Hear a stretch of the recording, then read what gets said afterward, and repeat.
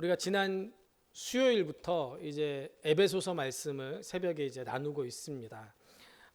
에베소서는 교회에 대해서 사도 바울이 우리에게 굉장히 재밌게 또 체계적으로 잘 설명을 해준 그런 말씀입니다. 그래서 우리가 계속 이제 새벽마다 교회에 대해서 우리가 함께 말씀을 나누고 있는데 오늘도 역시 교회에 대해서 함께 잠깐 말씀을 나누도록 하겠습니다. 유명한 키에르 케고르가 이런 말을 했습니다. 예수 그리스도는 물을 포도주로 바꿨다. 그런데 교회는 더 엄청난 일을 했다. 포도주를 물로 바꿨다. 무슨 얘기입니까? 교회가 복음의 본질, 물을 포도주로 만드는 거, 죄인을 하나님의 자녀로 만드는 거, 이게 교회가 해야 될 일인데 교회가 엄청난 일을 했다는 거예요. 예수님께서 십자가에서 피 흘려서 죽어주심으로 죄인된 우리를 하나님의 자녀로 만들어주셨는데 포도주를 물로 바꿔버렸대요. 다시 우리 교회에 온 성도들을 교회가 다시 어떻게 만들었다고요? 죄인으로 만들었다는 거예요. 복음의 본질을 잃어버린 교회를 키에르케고르가 책망을 한 거예요. 이 말을 받아가지고 어떤 신학자는 이렇게 얘기했습니다. 아니야, 현대교회는 한 걸음 더 나갔어. 현대교회는 포도주를 담았던 항아리마저 깨버렸다. 그래서 그 깨어진 항아리 조각들로 서로를 찌르고 서로를 괴롭히고 있다. 이런 얘기를 했습니다. 깨진 항아리 조각 때문에 평신도도 찔렸고 집사도 찔렸고 목사도 찔렸고 장로도 찔렸고 서로 찌르고 있는 게 현대 교회라는 거예요. 그리고 교회에 깨진 이런 항아리들 때문에 사회도 역사도 찔려가지고 피를 흘리고 있다라는 그런 얘기입니다. 일본의 우찌무라 간조라는 굉장히 유명한 신앙인이 있어요. 한국에서도 이 우찌무라 간조를 흠모하는 사람들이 굉장히 많은데요. 이분은 이런 얘기를 했습니다. 나는 가룟 유다가 부럽다. 이게 뭔 얘기예요? 가룟 유다는 팔아먹을 예수라도 있었지만 현대교회는 팔아먹을 예수조차 없다. 이게 얼마나 심각한 얘기입니까? 교회 안에 예수님이 없다는 얘기예요. 예수님이 없다는 얘기예요. 얼마 전인가 몇 개월 전이었던 것 같아요. JTBC 손석희 사장이 방송에 나와서 뉴스에서 뉴스 멘트를 하면서 교회를 걱정하는 그런 멘트를 했어요. 그때 어떤 목사님이 페이스북에다가 야, 교회보다 저 JTBC 뉴스룸이 더 교회 같다. 목사보다 손석희가 더 목사 같구나. 그런 얘기를 한 적이 있어요. 그래가지고 그 목사님이 굉장히 한국교회에 영향력이 있는 그런 목사님인데 은퇴하셨지만 그 목사님이 페이스북에서 그런 글을 쓴 이후에 그 페이스북 안에서 갑론을박이 일어났어요. 어떻게 그래도 그렇지 목사가 교회를 뉴스룸에다가 비교할 수 있느냐. 그것도 교회를 비판하는 건데. 또 반면에 그럴만하다. 교회가 오직하면 세상이 교회를 걱정하는 그런 시대가 있나? 이거는 교회가 회개하고 교회가 각성해야 될 일이지 그 사람을 비판할 일이 아니다 하면서 막 갑론을박이 일어났던 그런 적이 있습니다. 여러분들, 그런데 이렇게 교회를 비판하는 소리는 어제 오늘만의 소리는 아니었습니다. 교황 이노센트 4세하고 토마스 아퀴나스가 교황청 발코니에 서가지고 서로 대화를 나누고 있었어요. 그때 때마침 바티칸시로 교황청으로 각국에서 보내는 헌금 주머니들이 속속 도착하고 있었습니다. 그걸 보고 교황이 자랑스럽다는지 보시오, 베드로 사도께서는 은과 금은 내게 없다라고 말했는데 지금 교황청은 은과 금마저 풍부하게 됐습니다. 자랑하듯이 그렇게 얘기했어요. 그 얘기를 듣고 토마스 아퀴나스가 이런 얘기를 했답니다. 그러나 교황청은 나사렛 예수의 이름으로 일어나 걸으라는 말은 하지 못하고 있습니다. 역시 무슨 얘기예요? 교회 안에 누가 없다고요? 예수님이 없다는 얘기예요. 예수 그리스도 이름을 잃어버린 교회, 일어나 걸으라, 성령의 능력을 잃어버린 교회, 복음을 잃어버린 교회로 전락하고 말았다는 그런 한섞인 한탄 어린 그런 말 아니겠습니까? 지난 100여 년간 한국에 복음이 들어오고 교회가 생긴 이후로 한국 교회는 정말 축복된 길을 걸어왔습니다. 그런데 지난 10년 동안, 아니 10년이 아니라 한 20년이 된 것 같아요. 교회 성장이 중단됐습니다. 올해 총회를 하면서 각 교단마다 각 교단의 교세를 발표했는데요. 우리나라는 대한예수장로회 합동측, 우리 교단이 속해 있는 합동측과 그리고 대한예수장로회 통합측, 장로회 신학교가 속해 있는 통합측이 가장 큰 교단이에요. 두 교단의 교세를 합하면 대략 뭐 한 대충 해도 한 500만 그 정도 된다고 해요. 성도들이요. 그런데 놀랍게도 지난 2, 3년간 우리 교단하고 통합직교단에서 교인들의 숫자가 늘어난 것이 아니라 오히려 줄어들었는데요. 얼마나 줄었느냐? 몇십만 명이 줄어들었어요. 몇십만 명이 줄어들었어요. 그러면 그거는 자연스럽게 사람이 돌아가시면 사람이 줄어들 수 있는 거 아닙니까? 그러면 돌아가신 만큼 사람이 새롭게 채워지지 않는다는 얘기죠. 않았다는 얘기죠. 우리 교단, 통합직 교단이 그럴진데 다른 군소 교단들은 어떻겠습니까? 불과 몇 년 전만 해도 한국 교회 가면 1000만 명이니 1200만 명이니 그렇게 자랑했는데, 물론 숫자가 중요한 건 아니겠지만 어쨌든 지금 교회가 전부 다 위기를 당하고 있다는 거예요. 교회가 침체의 늪에서 아파하고 있습니다. 그런데도 여전히 교회들마다 교회당을 크게 삐까번쩍하게 짓는데 거기만 정신이 팔려 있는 것 같아요. 나중에 거기를 어떻게 채우려고. 성도들이 교회 생활에 재미가 없어졌어요. 제가 한 15년 전에 사역하던 교회에 어떤 일이 있었냐면요, 이 열심히 교회 나오는 부인의 남편이, 그 사람은 교회를 나오지 않는데요, 그 남편이, 교회를 나오지 않는 남편이 부인의 생일날 부인이 다니는 교회 목회자들을 식사 대접을 하겠다고 초청을 한 거예요. 웬일일까? 무슨 일이지? 그래가지고 교육자들이 전부 다 밥 얻어 먹으러 갔어요. 그래서 남편이 식사를 하면서 무슨 얘기를 하냐면, 내 아내가 이 교회를 나가고서부터 너무너무 행복해 한다는 거예요. 교회를 다니면 너무너무 재밌어 한다는 거예요. 그래가지고 교회 목사님들한테 내 아내 행복하게 해주고 재밌게 해주고 즐겁게 해줘서 감사해가지고 식사 대접을 한번 하고 싶었는데, 아내한테 생일을 맞아서 당신 생일에 내가 선물 뭐 해줄까 물어봤더니 아내가 다른 거 다 필요 없으니까 우리 목사님들 밥 한번 사달라고, 그래가지고 목사님을 식사 대접한 거예요. 목사님들을. 그 저도 가가지고 아주 좋은 거 대접받았어요. 근데 목회자들은 어때요? 밥 먹는 게 중요해요? 아니죠. 예수 안 믿는 사람이 지발로 걸어 들어왔으니까 어때요? 밥 먹는 것보다 그 사람 이제 구워 삶아야죠. 그래가지고 그렇게 재밌으면 아내가 뭐 때문에 그렇게 재밌어 하는지 궁금하지 않느냐, 한번 와봐라. 그러니까 그 남편이 그러더라고요. 그렇지 않아서 한번 가보고 싶었어요. 그래가지고요, 그 주에 그날이 이 주일날이었던 것 같은데요, 저녁 예배가 있는 교회였거든요. 저녁 예배 당장 왔어요. 그러더니 그날부터 예수 믿게 됐어요. 근데 지금은 어때요? 있는 사람들도 교회를 자꾸 나가려고 하죠. 행복한 신앙의 감격을 자꾸 잃어버리는 거예요. 왜요? 교회가 세상의 빛과 소금이 되지 못하는 거예요. 교회가 맛을 잃어버리는 거예요. 그래서 어떤 목사님들은 하나님께서 촛대를 옮기신 것 아닌가, 하나님과 한국교회의 밀월이 이제 끝나버린 거 아닌가, 이런 안타까운 우리의 목소리를 지금 드높이고 있는 그런 상황이 지금 현재 한국교회의 모습입니다. 요즘 아이들, 옛날 아이들보다 키도 많이 커졌고 몸무게도 많이 늘었어요. 우리 다윗이도 어떻게 그렇게 저렇게 그냥 쑥쑥 크는지, 조금만 있으면 저보다 더 클 것 같아요. 요즘 아이들 보면 등치가 이게 장난이 아닌 것 같아요. 그런데 체력 검사를 해보면요, 힘과 끈기가 많이 모자라요. 체력만 떨어진 게 아니라 허약 체질이 돼가지고 비만과 알레르기, 아토피, 각종 질병에 시달리는 아이들이 점점 늘어난다고 합니다. 게다가 심신이 약해져요. 조금만 문제에 부딪히면 금방 절망하고 낙심해버립니다. 한국교회가 그동안 성장은 해왔지만 역사를 이끌어갈 만한 힘을 잃어버린 허약 체질로 전락하고 마른 거예요.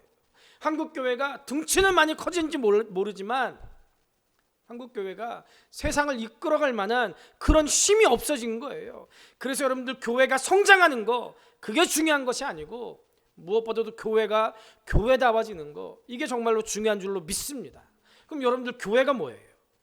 보통 사람들은 교회를 생각하면 십자가 달린 이 건물을 생각합니다.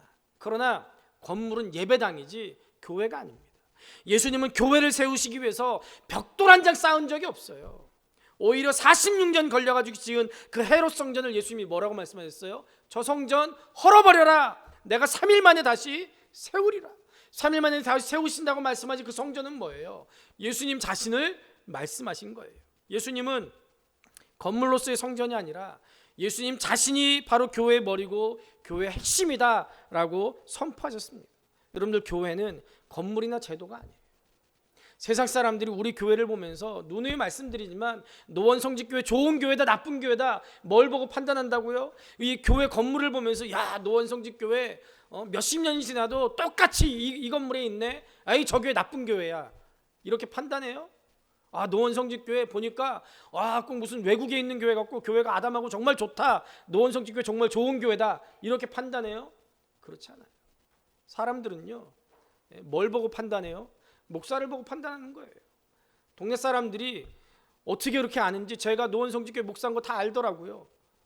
그러면서 저 노원성직교회 목사는 지나갈 때 인사 한 번 안 하고 맨날 인상만 쓰고 있고 가다가 가래침 퇴퇴 뱉기나 하고 운전하면서 신호 위반은 뭐 맨날 하고 아이, 노원성직교회 완전 파이야.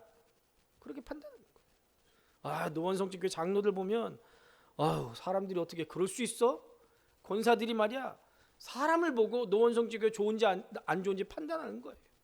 반대로 목사가, 장로가, 권사가, 집사가 노원성직교회 보면 사람들 인사도 잘하고 항상 밝게 웃고 어쨌든 동네 사람들한테 도움이 되려고 하고 노원성직교회 정말 좋은 교회야. 이렇게 판단을 받는 거예요. 우리가 하반기에 전도를 하는데 어떤 분이 이 6차 아파트에 사는 어떤 분이요. 우리가 아이들 전도하니까 막 아이들을 불러 모으더라고요. 그러면서 야, 저기 가지마 뭐 이런 얘기를 하는 것 같았어요. 저런 거 받지마 그런 얘기를 하는 것 같았어요. 그래도 우리가 계속 꾸준히 아이들 전도하고 아이들한테 뭐 음료수도 주고 뭣도 주고 막 이러니까 그 다음부터는 웃으면서 인사하는 사이가 됐어요. 그러다가 제가 이제 기도원 간 주에 제 아내가 한테 전화해서 오늘 전도 뭐 몇 명 왔어 어떻게 했어 물어봤더니요, 그때 그런 얘기를 하더라고요. 우리가 지난달 11월 마지막 주에 아이들 데리고 태닝 스케이트장에 가서 놀고 왔잖아요. 그랬더니요, 그분이 아이들 데리고 자기 애는 심지어 거기 가지도 않았어요. 근데 그분이 아이들 데리고 교회에서 그렇게 놀러 가고 아이들 그렇게 섬겨줬다고 감사하다고 전도한 분들한테 떡볶이를 사주셨대요. 떡볶이를 사주셨대요. 먹어봤어야지 알죠. 먹어봤어야 이런 감격을 알죠. 제가 그 얘기를 듣고 기도원에서 얼마나 감사했는지 몰라요. 이제 사람들한테, 이 동네 사람들한테 우리 교회가 조금씩 인정받는구나, 좋은 교회로 인식되고 있구나. 이제 그러다 보면 떡볶이 사주다가 어떻게 될까요? 교회 내 들어오겠죠. 이게 사람들도 그렇고 교회, 성경에서도 그렇고 교회에 대해서 말하는 거 건물이나 제도가 아니라는 거예요. 그래서 교회가 타락했다라는 것은 여러분들 교회 안에 있는 하나님의 백성들이 부패했다는 얘기예요. JTBC 뉴스룸에서 손석희가 무슨 교회 하면서 교회가 어떻게 이럴 수 있습니까? 그렇게 얘기하면 그거 여러분들 누구한테 하는 얘기로 들어야 돼요? 나한테 하는 얘기구나, 그렇게 알아들어야 돼요. 교회는 하나님을 믿는, 예수님을 믿는 성도들의 모임이 교회예요. 그러면 우리가 하나님이 기뻐하시는 교회의 회복을 위해서 어떤 모습으로 변화되어야 됩니까? 19절 말씀을 보세요. 우리 같이 한번 읽어보겠습니다. 시작. 그러므로 이제부터 너희는 외인도 아니요 나그네도 아니요 오직 성도들과 동일한 시민이요 하나님의 권속이라. 외인은 말 그대로 외국인입니다. 그런데 나그네는 뭐예요? NIV 같은 영어 성경을 보니까 나그네를요 에일리언이라고 번역해놨어요. 에일리언 하면 여러분들 뭐가 생각나요? 외계인 생각나죠. 괴물 그런 거 생각나죠. 에일리언 무슨 뜻입니까? 성령 안에서 이제는 우리가 천국에 대해서 외국인이나 낯선 사람, 외부인, 외계인, 괴물 그런 사람이 아니라는 거예요. 소속된 공동체 없이 가족 없이 떠도는 그런 사람이 아니라 하나님의 권속, 이 하나님의 권속을요 오이케이오스라고 이 헬라어로 써놨는데, 이 오이케이오스는 뭐냐면요 혈통으로 묶인 친족이라는 거예요. 가족이라는 거예요. 한 아버지 밑에서 태어난 가족이라는 거예요. 이 가족은 끊을 수 있어요, 없어요? 끊을 수 없어요. 물론 부모님이 돌아가시면 재산 때문에 싸움이 나가지고 형제들끼리 싸움을 하고 뭐 서로 안 보고 살기도 하지만 보통 일반적인 가족들은, 혈육으로 묶인 가족들은 끊을 수 있어요, 없어요? 끊을 수 없죠. 1년에 한 번씩, 자주 그러진 않습니다. 우리 다함이가 속색일 때 가끔 이모 새끼 너 이제부터 내 아들 아니야, 나가! 그럴 때가 있어요. 그럼 저 자식이 진짜 나가더라고요. 이제 컸다고. 아이 나쁜 놈의 자식. 나가요. 그러면 제 아내가 막 뛰쳐나가요. 쫓아가요. 쥐가 먼저 나가라고 해놓고서는. 그게 내가 도와주려고 나가 그랬는데 저한테 왜 나가라고 하냐고, 쫓아내냐고 막 쫓아가더라고요. 그러면 저도 잡아와라, 잡아와라, 잡아와라. 요즘엔 빨라가지고 못 잡아오더라고요. 정말 나가! 호적에서 파버릴 거야 그런다고 진짜 그래요? 아니죠. 밤새 이놈의 자식 어디 가가지고 어디서 헤매고 다니고 있나 걱정하느라고 잠을 못 자는 거죠. 이게 가족 아닙니까? 유랑하던 나그네가 예수 그리스도로 인해서 하나님의 가족이 됐어요. 천국을 소유했어요. 로마 사회에서 로마 시민권이 최고였습니다. 당시 로마 시민권을 가진 사람은 어디를 가든지 로마 정부로부터 보호를 받았어요. 사도 바울이 로마 시민권을 가지고 있었기 때문에 예루살렘에서 유대인들에게 체포돼서 채찍에 맞고 죽을 뻔한 위기를 극복할 수 있었습니다. 사도 바울이 로마 시민권을 가지고 있었기 때문에 바울이 로마에 가서 재판을 받을 수 있었던 거예요. 로마 사람은 로마 사람들만 재판할 수 있었어요. 살인죄를 지었어도 로마 사람은 반드시 로마에 와서 재판받을 권한이 있었어요. 팔은 어디로 굽는다고요? 안으로 굽죠. 로마 사람이 로마 사람을 재판하면 아무래도 로마 사람한테 벌을 덜 주게 되는 거예요. 이거 굉장한 특권입니다. 로마 시민권을 가진 사람이 불의한 일을 당하면 로마 정부가 나서서 보호해 주는 거예요. 그래서 로마 시대 사람들은 로마 시민권이 자기 신분과 안전을 보장해 주기 위해서 많은 돈을 들여서 시민권을 사기도 했습니다. 지금도 우리나라 지도층들 어때요? 임신해가지고 애 낳을 때 되면 어디 가서 애 낳아요? 미국 가서 애 낳죠. 그래가지고 그게 사회 문제가 되기도 했잖아요. 중국도 그러더라고요. 미국 가서 애 낳아요. 왜요? 미국 시민권이 그만큼 가치가 있기 때문에 그런 거 아니에요? 근데 로마 시민권은 그거보다 더한 거예요.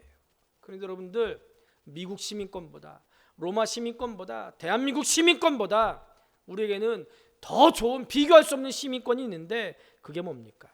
하나님 나라의 시민권인 줄로 믿습니다. 세상 나라의 시민권은 아무리 국가가 보호해 준다고 해도 한계가 있어요.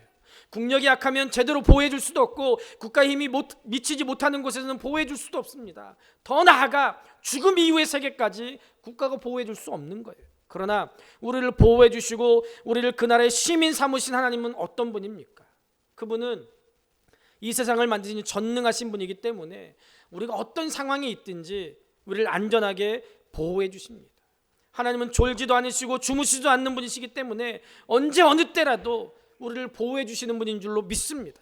또 그분은 영원한 분이시기 때문에 우리가 죽은 이후에라도 우리 영혼을 영원히 보호해 주시는 분인 줄로 믿습니다. 이게 바로 하나님 나라 시민권의 위대함입니다.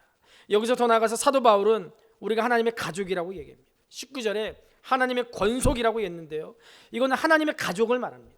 시민은 가족에 비할 바가 못 됩니다. 피는 물보다 진하다고 우리는 여러분들 예수 그리스도의 십자가의 피로 맺어진 가족인 줄로 믿습니다. 하나님과 우리, 또 성도와 성도가 전에는 전혀 상관없는 존재였는데 이제는 예수 그리스도께서 십자가에 쓸린 피로 하나님과 우리 또 성도와 성도가 한 가족이 된 줄로 믿습니다. 지난 주간에 이세훈 집사가 제 아내한테 지온이 동영상을 보내줬어요. 동영상을 보내주니까 이세훈 집사가 지온아 기도선 하니까 지온이가 웃으면서 이 의자에 앉아가지고 기도선 이렇게 딱 하는 거예요. 얼마나 이쁜지, 얼마나 이쁜지. 내가 할아버지도 아닌데, 내 손녀도 아닌데, 내 새끼도 아닌데 얼마나 이쁜지요. 그걸 저장했어요. 저장했어요. 문장로님 핸드폰을 봤더니요, 시온이 사진이 잔뜩 있더라고요. 그걸 저한테 자랑하시는 거예요. 그래서 제가 처음에는 이게 시온인가 아니면 하은이 어렸을 때인가 헷갈렸어요. 당연히 문장로님 손자니까 하은이 사진일 거라고 생각했는데 하은이 사진이 아니라 시온이 사진이더라고요. 지온이, 지온, 죄송해요. 지온이 사진. 왜 자꾸 제가 시온이라고 하냐면요, 이세훈 집사 그 카톡에 들어갔더니 사진이 있는데 거기에 지온이를 영어로 시온이라고 써놨더라고요. 그래서 제가 이름 참 잘 줬다. 그래가지고 그게 헷갈리나 봐요. 지온이. 제가 예배 끝나고 나면 지온이가 저 안에 있는데 다들 집에 갈 생각을 안 하고 밥 먹으러 갈 생각 안 하고 저기 몰려가지고 무슨 BTS라도 온 것처럼 다들 거기 가가지고 애교를 떨고 있어요. 지온이 한번 웃는 거 보려고. 근데 저는요 그게 그렇게 좋더라고요. 왜요? 우리가 가족이기 때문에 내 새끼 같은 거예요. 내 조카 같은 거예요. 내 손자 같은 거예요.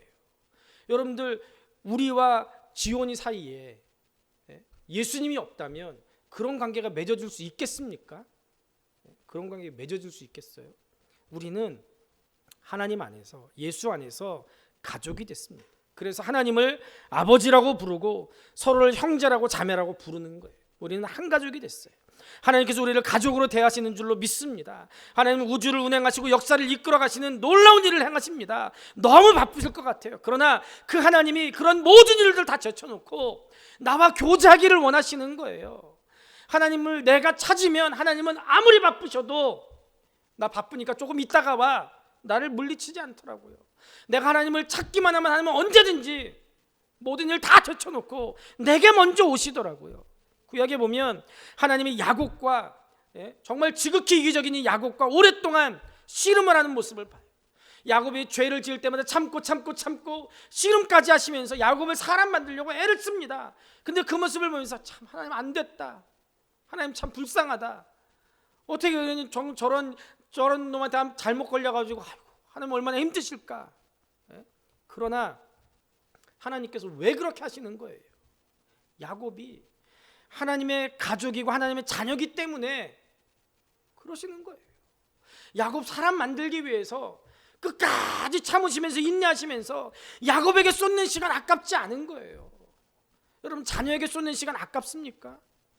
우리는 이제 이런 하나님의 가족인 줄로 믿습니다. 여러분, 교회는 기업이 아니에요. 교회는 친교 모임이 아닙니다. 교회는 가족이에요. 그래서 바울은 20절에서 이렇게 말합니다. 우리 20절 같이 한번 읽겠습니다. 시작. 너희는 사도들과 선지자들의 터 위에 세우심을 입은 자라. 그리스도 예수께서 친히 모퉁이 돌이 되셨느니라. 교회는 하나님이 가실 처소고 우리는 그 건물 하나하나를 구성하는 재료들인 줄로 믿습니다. 그 긴밀도는 시민에서 가족으로, 이제는 가족에서 건물로 더 깊어집니다. 왜요? 건물에서는 재료 하나만 빠져도 잘못되거나 전체 건물이 무너질 수 있기 때문에 그렇습니다. 사도 바울은 건축물을 통해서 교회의 하나됨과 영광에 대해서 말씀하고 있어요. 구약시대 보면은 성전은 엄격한 형식과 크기, 재료를 가지고 만들었습니다. 길이는 어떻고 재료는 뭘 쓰고 얼마만큼의 무게로 하라, 외형적인 구조에 온 관심을 집중하고 있습니다. 그러나 이스라엘의 역사가 흐르면서 형식이 별로 중요하지 않다라는 걸 깨달았어요. 형식이 아무리 좋을지라도 마음의 중심이 떠나 있으면, 하나님의 말씀에 순종하지 않는다면 성전은 성전이 아닌 거예요. 19세기의 위대한 건축가였고 사상가였던 존 러스킨이라는 사람이 교회를 건축하는 데 있어서 필요한 7가지 요소에 대해서 이렇게 말했습니다. 교회 건축의 요소는 철근, 시멘트, 나무, 흙, 기와 벽돌이 아니다. 교회를 건축하는 데 있어서 꼭 필요한 것은 진리고 아름다움이고 애정이고 희생이고 순종이고 땀이고 마지막에 꿈이다. 이런 얘기를 했어요. 여러분, 보이는 건물보다 더 중요한 것은 우리의 마음이고 우리의 정신인 줄로 믿습니다. 말씀에 굳게 서 있는 교회, 말씀에 대한 순종이 있는 교회, 비전이 살아있는 교회가 정말 살아있는 교회, 교회다운 교회인 줄로 믿습니다. 그러면 여러분들이 교회를 짓는 터가 뭡니까? 20절에 너희는 사도와 선지자들의 터 위에 세우심을 입은 자라 라고 말씀하고 있습니다. 여기서 사도와 선지자는 사도를 통해 주신 신약 성경과 선지자를 통해 주신 구약 성경을 말씀합니다. 신구약 성경이 우리 신앙의 기초가 되고 그 터 위에 영적인 성전을 건축해야 된다라고 말씀하고 있는 거예요. 솔로몬 성전은 바위 위에 세워졌습니다. 이 바위는 아브라함이 독자 이삭을 하나님 앞에 제물로 바치려고 했던 그 바위입니다. 지금은 성전이 무너지고 예루살렘에 그 성전이 있던 자리에 이슬람 사원이 세워져 있는데 그 이슬람 사원을 지금 뭐라고 불러요? 황금 바위 사원이라고 그렇게 부릅니다. 지금도 바위 위에 세워져 있어요. 뉴욕의 맨하탄에 가보면 세계에서 제일 높은 고층 빌딩들이 막 숲을 이루고 있는데 어떻게 그렇게 고층 빌딩이 막 서 있는데 견딜 수 있는가? 맨하탄 밑에가 바위라고 그래요. 바위를 뚫고 건물을 지었기 때문에 건물들이 무너지지 않고 기초가 튼튼하다는 거예요. 예수님께서 산상보험 마지막에서 지혜로운 건축자와 어리석은 건축자에 대해서 설명합니다. 지혜로운 건축자는 시간이 걸려도 그 기초를 반석 위에 둡니다. 그러나 어리석은 건축자는 모래 위에 집을 짓습니다. 어떻게 됐어요? 비가 오고 바람이 불고 홍수가 났을 때 그 진가가 드러나는 거예요. 모래를 기초로 한 집은 그 무너짐이 심하게 되지만 반석 위에 지은 집은 절대로 무너지지 않습니다. 그래서 어떻게 된다고요? 잘 짓고 잘 짓세. 우리 집 잘 짓세. 우리가 노래 부르잖아요. 건물을 지을 때 언제나 고려해야 되는 거 기초더라고요. 교회 기초는 사도와 선지자들, 신약과 구약의 말씀에 기초를 둬야 됩니다. 디모데전서 3장 15절에 이 집은 살아계신 하나님의 교회요 진리의 기둥과 터니라. 고린도전서 3장 11절 이 터는 곧 예수 그리스도라. 성경 말씀의 중심은 예수 그리스도입니다. 사도와 선지자를 통해 주신 성경 말씀을 통해서 예수 그리스도의 십자가와 구원에 관한 진리를 믿는 그 믿음이 교회의 터가 되는 거예요. 이게 반석이 되는 거예요. 이 반석 위에 집을 지을 때 홍수가 와도 무너지지 않습니다. 종교개혁가 찌빙글리는 성경 이상의 것을 신뢰하는 교회는 거짓 교회예요. 하나님의 말씀 위에 세워진 교회가 참교회다라고 말씀하고 있습니다. 여러분, 교회다운 교회는 어떤 교회입니까? 건물이 크고 교인이 많은 교회가 교회다운 교회 아니에요. 진리가 선포되고 진리를 행하는 교회가 참다운 교회인 줄로 믿습니다. 여러분, 예수님께서 베드로가 주는 그리스도의 살아계신 하나님의 아들입니다라고 고백했을 때 뭐라고 말씀합니까? 또 내가 네게 이르노니 너는 베드로라. 내가 이 반석 위에 내 교회를 세우리니 음배권세가 이기지 못하리라. 여기서 말하는 반석이 뭐예요? 베드로가 아니라 여기서 말하는 반석은요, 베드로가 한 신앙 고백이에요. 하나님을, 예수님을 그리스도시요 살아계신 하나님의 아들로 믿는 그 신앙 고백 위에, 그 반석 위에 교회를 세울 때 그 교회가 무너지지 않고 음부의 권세가 이기지 못한다라고 분명히 말씀하고 있습니다. 여러분, 교회는 말씀 위에 세워야 됩니다. 말씀이 무너지면 교회도 무너집니다. 그렇기 때문에 하나님의 말씀은 절대로 타협하지 말고 이 우리 교회 언제나 진리를 사수하고 하나님의 말씀에 굳게 선 그런 교회가 되어야 될 줄로 믿습니다. 20절에 보면 또 성전에 모퉁이 돌이 나옵니다. 터를 다진 다음에 기둥을 세웁니다. 그리고 터를 다진 다음에 그 터 위에 기초를 세울 수 있도록 바닥을 튼튼하게 깝니다. 모퉁이 돌은 코너스톤이라고 해서요, 고대 건축에서 골격이 되는 기초석을 얘기합니다. 이 골격이 건물의 규모를 결정하고 건물의 방향을 결정하고 지붕과 양옆에서 누르는 하중을 받아서 건물이 흔들리지 않도록 버텨주는 그런 역할을 하는 거예요. 여러분, 우리 인생의 규모는 바로 예수 그리스도만큼, 예수 그리스도의 장성한 분량만큼이 우리 인생의 규모인 줄로 믿습니다. 우리 인생의 방향은 바로 예수 그리스도 그분입니다. 우리 인생의 방향과 목표는 다른 것이 아니고 예수 그리스도를 닮아가는 거예요. 우리 인생에서 의지해야 될 대상도 바로 예수 그리스도인 줄로 믿습니다. 예수님은 우리를 위해서, 우리를 향해서 모든 수고하고 무거운 짐진 자들아 다 내게로 오라라고 말씀하십니다. 예수님께서 친히 모퉁이 돌이 되셔서 위에서 짓누르는 하중을 다 담당하고 계시듯이 우리 인생의 수고하고 무거운 짐을 대신 지시겠다라고 말씀합니다. 우리는 예수 안에서만 안식을 누릴 수 있습니다.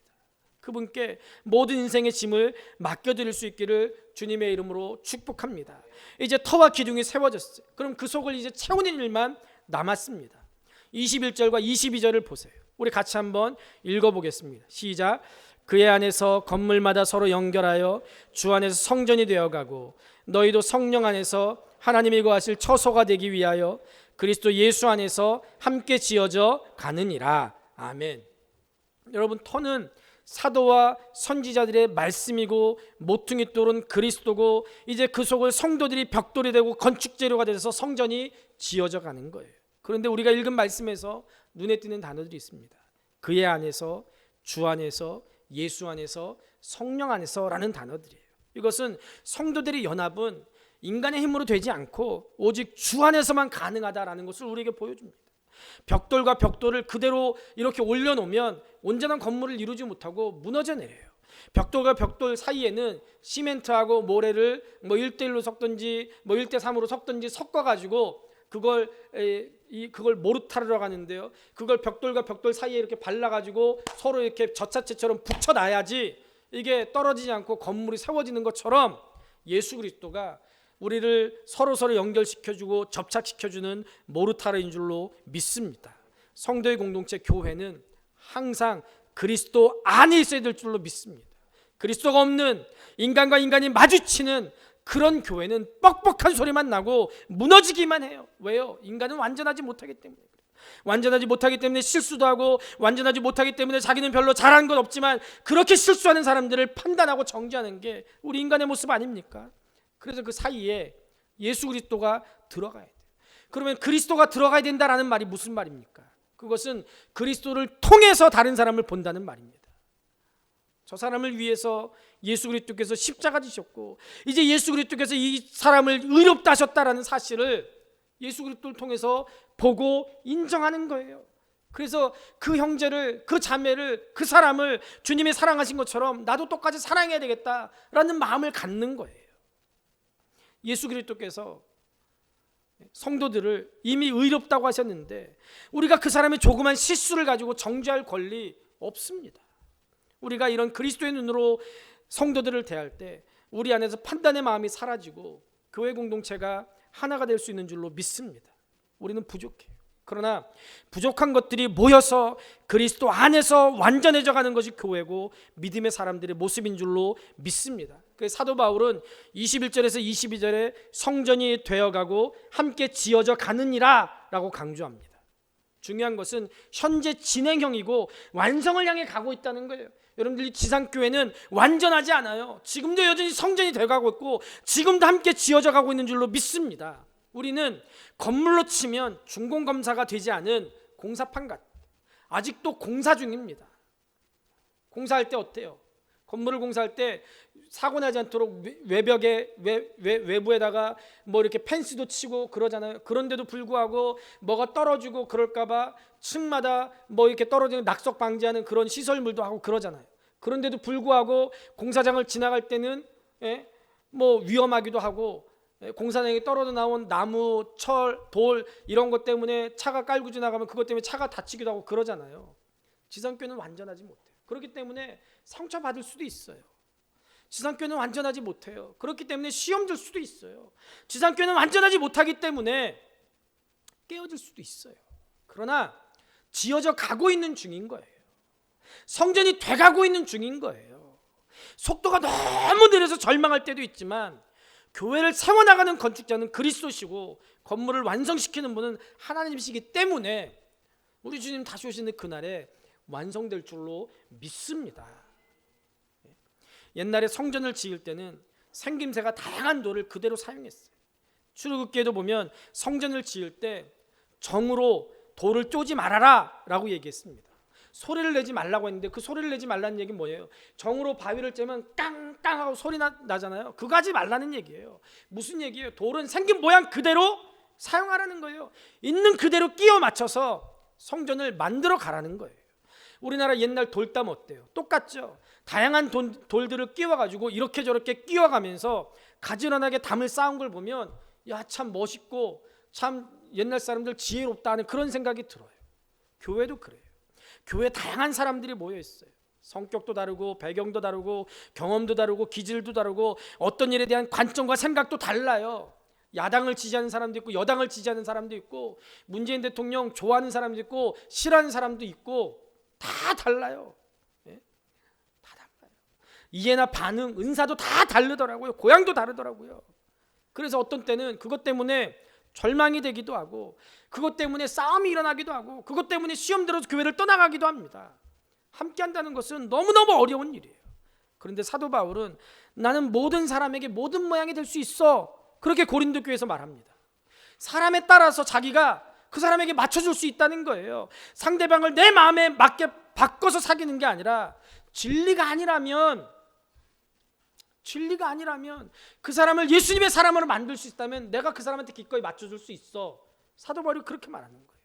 돌담을 만들 때도 큰 돌만 있으면 만들 수 있어요? 못 만들어요. 튀어나온 돌이 있으면 다른 돌이 거기에 들어가면 돼요. 서로 맞춰가는 거예요. 그러면서 성전이 만들어지고 그러면서 돌담이 만들어지는 거예요. 성가대는 내가 노래 잘하는 거 자랑하는 거 아니고 다른 사람과 하모니를 이루어야 훨씬 더 듣기 좋은 소리가 나는 거예요. 가정이든 직장이든 함께하는 걸 배우지 못하면 왕따가 되더라고요. 여러분, 교회는 더불어 세워가는 곳입니다. 내가 먼저 바뀌어야 돼요. 내가 바뀌면 상대방은 이미 바뀌어져 있습니다. 교회다운 교회는 어떤 곳입니까? 문제가 없는 사람이 모인 곳이 아니에요. 그런 곳은 이 세상에 단 한 군데도 없습니다. 희한한 사람들이 있어도 품어주는 교회가 성숙한 교회, 교회다운 교회인 줄로 믿습니다. 하나님은 문제가 있는 사람들과 함께하는 가운데 우리를 성숙하게 하십니다. 그래서 본문에 등장하는 중요한 단어는 주 안에서예요. 완성은 하나님의 손에 있습니다. 우리는 불완전하고 우리 교회를 보면 미약해 보이지만 하나님께서 언젠가 우리 교회를 완성하실 줄로 믿습니다. 지금은 우리가 부족함이 많고 엉성하고 실망할 때도 있지만 그럼에도 불구하고 하나님은 지상교회, 우리 노원 성진교회를 통해서 하나님의 뜻을 이루어가시는 줄로 믿습니다. 가족 같은 교회, 하나님의 말씀이 기초가 된 교회, 함께 세워져가는 교회로 조금씩 교회다워지는 거예요. 우리가 가진 소망이 바로 여기 있습니다. 우리는 부족하지만 하나님은 우리를 완전한 모습으로 변화시킬 그날을 기대하고 사모하면 그날이 반드시 옵니다. 그래서 우리는 미완의 부끄러움을 털어내고 영광스러운 완성의 그날을 바라보면서 교회 안에서 각자에게 주어진 역할에 최선을 다하면 돼요. 현대 사회는 점점점 발전하지만 개인주의는 더 심화되어 갑니다. 그래서 사람들이 고립되고 외로움을 더 겪습니다. 이 모든 문제를 근본적으로 해결할 수 있는 방법 이 세상에 없습니다. 하나님이 이 세상에 주신 기막힌 선물이 있는데 그건 다름이 아닌 교회 공동체예요. 그래서 교회 공동체를 떠나서 산다는 것은 정말 불행한 일입니다. 하나님은 그리스도의 공동체인 교회를 통해서 생명을 공급하고 세상을 이길 능력과 사랑을 공급해 주신 줄로 믿습니다. 그리스도에는 홀로 존재하지 않고 서로 연결돼서 헌신하는 줄로 믿습니다. 그때 공동체 안에서 내 영혼이 살고 다른 사람도 살리고 하나님의 나라를 확장하는 놀라운 역사가 일어날 줄로 믿습니다. 사도행전에 보면 초대교회는 12명의 사도로 출발했습니다. 그런데 교회가 2000년의 역사 속에서 지금은 온 세계에서 강력하게 지금도 여전히 확장되어져 가고 있는 줄로 믿습니다. 비록 우리가 보기에는 연약해 보이고 실망도 하지만 주님은 오늘도 불완전한 교회를 통해 하나님의 뜻을 이뤄가시는 줄로 믿습니다. 제가 어렸을 때 다녔던 교회 생각해보면 완전하지 않았어요. 문제투성이었어요. 때로는 안타까움을 가질 때도 있었지만 지금 생각해보면 만약에 그 교회가 없었다면 오늘의 내가 존재할까? 내가 목사가 되고 내가 신앙생활 지금 할 수 있었을까? 아니요. 그 연약하고 부족한 2층에 있는 상가 2층에 있는 개척교회, 그 교회가 있었기 때문에 지금의 제가 있는 거예요. 연약하지만 하나님은 그런 교회를 사용하시고 우리 교회를 사용하셔서 이 지상에 하나님의 뜻을 이뤄가시면서 구원의 역사를 완성해 가시는 줄로 믿습니다. 마지막으로 22절 한 번 더 읽겠습니다. 시작. 너희도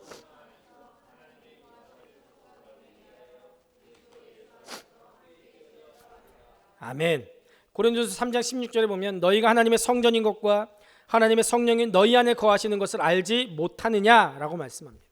그리스도로 인해 성도된 우리 안에 성령이 내재하셔서 역사하심으로 성도 개인이 주님의 성전이고 성령의 전이 되는 줄로 믿습니다.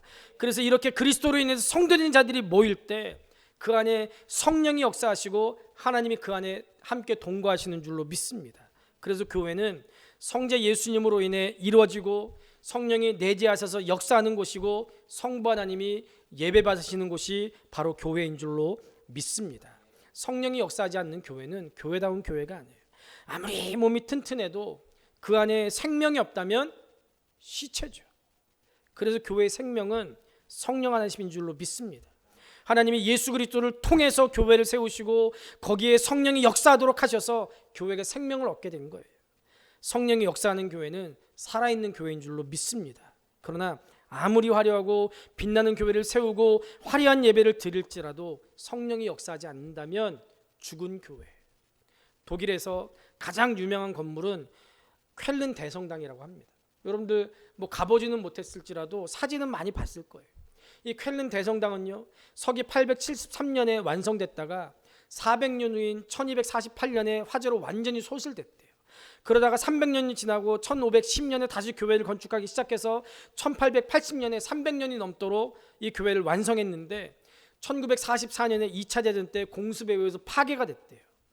그리고 지금 우리가 보는 그 쾰른 대성당은 그 2차 대전 때 파괴된 성당을 다시 건축하기 시작해서 지금도 여전히 짓고 있다고 합니다. 그 성전을 보면, 성당을 보면 얼마나 화려하고 얼마나 웅장한지 몰라요.